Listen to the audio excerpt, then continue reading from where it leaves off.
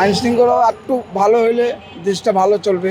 আমি মনে করি যে এইবার ঈদের ভিতরে দ্রব্যমূল্য যেভাবে নিয়ন্ত্রণ ছিল বিগত সরকারের সময়, স্বৈরাচার সরকারের সময় এরকম নিয়ন্ত্রণ ছিল না।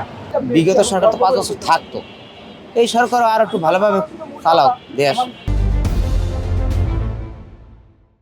আমি সাধারণ একটা নাগরিক হিসেবে মনে করি বাংলাদেশ বর্তমান যে পরিস্থিতিতে আছে, ডক্টর ইউনূস সাহেব যদি একটু চাল তেলের দামটা কমাইতে পারতো খুবই ভালো হতো আমাদের গরিবের জন্য।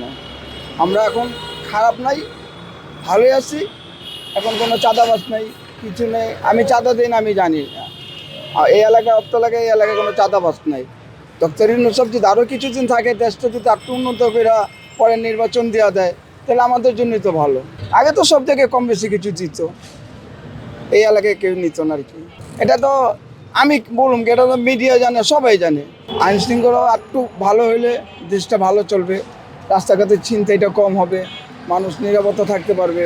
এই আর কি। আইন শৃঙ্খলা তো এখন আলাদাভাবে চলতেছে। তো কালকে তো আইনমন্ত্রী বলছে আইন শৃঙ্খলা আরও উন্নত হবে। আগের থেকে 5 তারিখের পরে যা ছিল অর্থনীতি উন্নত হয়েছে, আরও হবে ভালো। আমি বাংলাদেশের নাগরিক হিসেবে আমি মনে করি যে এইবার ঈদের ভিতরে দ্রব্যমূল্য যেভাবে নিয়ন্ত্রণ ছিল বিগত সরকারের সময়, স্বৈরাচার সরকারের সময় এরকম নিয়ন্ত্রণ ছিল না। এই জন্য মাননীয় বাণিজ্য উপদেষ্টা এবং মাননীয় প্রধান উপদেষ্টাকে আমাদের আন্তরিকভাবে অন্তরস্থল থেকে তাদেরকে ধন্যবাদ জানাই। কারণ এবার আমরা যেভাবে সাধারণ মানুষ ক্রয় ক্ষমতার ভিতরে ছিল আমাদের, এবার মাশাআল্লাহ আলহামদুলিল্লাহ আমরা ঈদ খুব শান্তিপ্রিয়ভাবে করতে পেরেছি। সেই জন্য আল্লাহ পাকের রাব্বুল আলামিনের কাছে শুকরিয়া আদায় করি এবং প্রধান উপদেষ্টাকে তারপরও আন্তরিকভাবে ধন্যবাদ জানাই। কারণ দেশের বর্তমান যে পরিস্থিতি, এই পরিস্থিতি খুবই স্বাভাবিকভাবে চলে আসছে এবং দেশের আইন শৃঙ্খলা মোটামুটি ভালো আছে।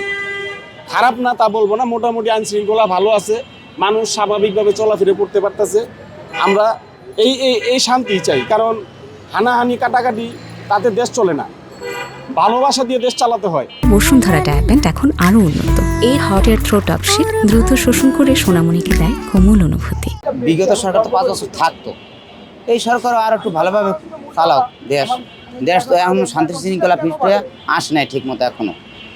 এবং এই দেশে এই নিত্য প্রয়োজনীয় জিনিসের রমজান মাসে কম ছিল, এখনও কম আছে, কিছু চাউলের দাম একটু বৃদ্ধি। এই তাহলে নতুন চাউল হলে যদি কমে, সরকার তো চেষ্টা করতেছে।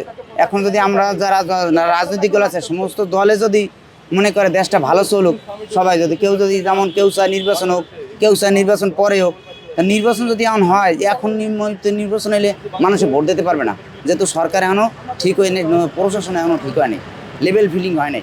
আইন শৃঙ্খলা বাহিনী এখনও পুরো ঠিক হইতে পারে নাই। আগে যেমন আইন শৃঙ্খলা বাহিনী যেমন সবাই ধর মিছিল মিটিং করতে পারে নাই, এখন সবাই মিছিল মিটিং করতে পারে, সবাই করতে পারে এখন। কিন্তু প্রশাসন এখনও পুরো সঠিক হয়নি, লেভেল ফিলিং হয় নাই, যেহেতু নির্বাচন কোনো কিছু সঠিক হয়নি। এই সরকার বর্তমানে তিনি দেশ চালাবে, যে যেটা করে সে সেটা করে, তিনি বুঝে এন্টেন্ডের হিসাব। দেশ কীভাবে চালাবে, দেশ পরিচালনা করেন লোকে আলাদা।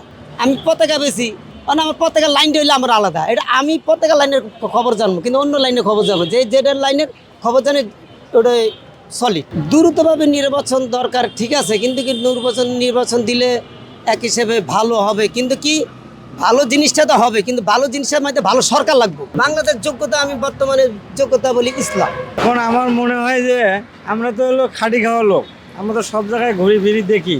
রাস্তাঘাটে অবশ্য আইন শৃঙ্খলা ভালোই আছে, হ্যাঁ, টল দেয়, আবার রাতের বেলায় চলার খুব একটা পরিস্থিতি ভালো আছে, আগের থেকে মোটামুটি আর কি ভালো চলতে পারতেছি। তবে আমরা গরিব লোক যেভাবে মানে চলাফেরা করতেছি এমনই ভালো চলতেছি, আগের থেকে অবশ্য ভালো চলতেছি। এখন সরকার হলো নির্বাচিত, আশাটা তো আমরা বলতে পারবো না, আমরা হলো নাগরিক দেশের। এখন যদি দেশের সরকারে যদি নির্বাচন দেয় তাহলে তো অবশ্যই নির্বাচন হইব, আর যদি ওরা না দেয় তাহলে তো অবশ্যই দেওয়ার কোনো যুক্তি আসে না। আমরা চাবো কিভাবে? আমরা তো হলো গরিব লোক, আমরা একটা চাইলে পাবো না, পাবো?